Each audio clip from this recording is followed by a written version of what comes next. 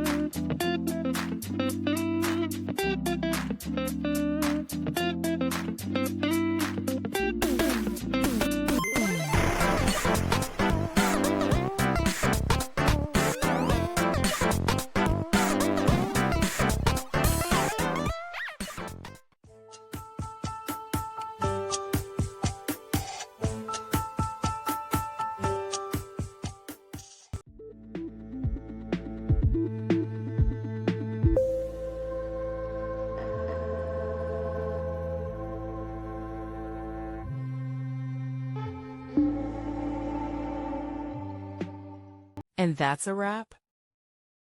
I hope you found the answer you were looking for. If you did, take a second to hit that subscribe button. It really helps out. And let me know in the comments which solution worked best for you. See you next time in the Debug Zone.